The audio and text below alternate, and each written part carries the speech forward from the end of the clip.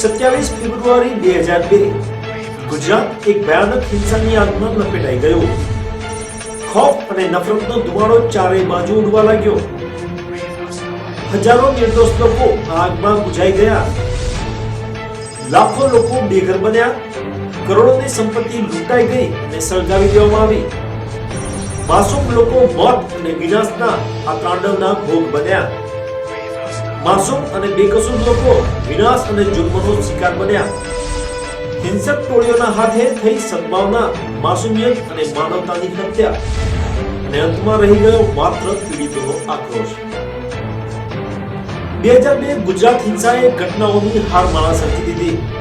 તેમાં ભારતના ગુજરાત રાજ્યના પૂર્વ ભાગમાં આવેલ ગોધરા ખાતે ટ્રેન સળગાવવાનો અને ત્યારબાદ ગુજરાતના અન્ય ભાગોમાં થયેલ હિન્દુઓ અને મુસ્લિમો વચ્ચેની કોમી હિંસાનો સમાવેશ થાય છે. 27 ફેબ્રુઆરી 2002 ના રોજ ગોધરા ખાતે મુસ્લિમ ટોળાએ સાબરમતી એક્સપ્રેસના ડબ્બાને આગ લગાડી દીધી હતી. અયોધ્યાથી પરત ફરી રહેલા 58 યાત્રીઓ હુમલાના મૃત્યુ પામ્યા હતા.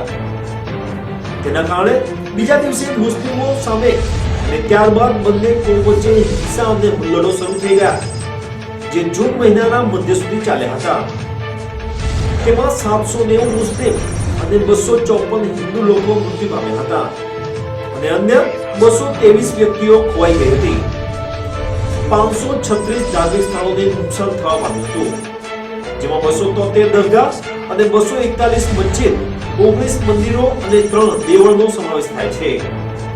અંદાજે 61,000 મુસ્લિમ અને 10,000 હિન્દુઓએ પોતાના ઘર છોડવા પડ્યા હતા. હુલ્લડ અટકાવવાના ભાગરૂપે 17,947 હિન્દુઓ અને 3,616 મુસ્લિમોની ધરપકડ કરવામાં આવી હતી.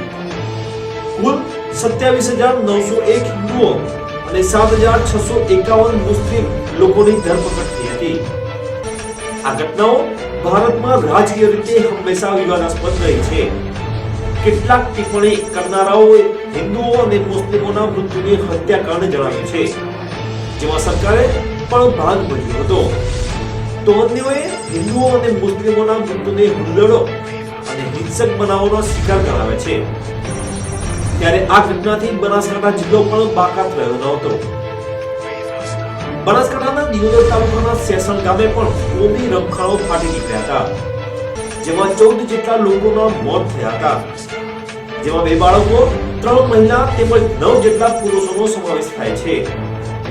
જ્યારે 32 જેટલા લોકો ઘાયલ થયા હતા, જેની સામે 69 જેટલા લોકો પર કેસ નોંધાયો હતો. જે કેસ આજે બનાસકાંઠાના એડિશનલ સેશન જજ શ્રી વી.કે. પૂજારાની કોર્ટમાં ચાલી જતા, જેમાં પુરાવાના અભાવે તમામ 69 આરોપીઓને નિર્દોષ જાહેર કરવામાં આવ્યા છે.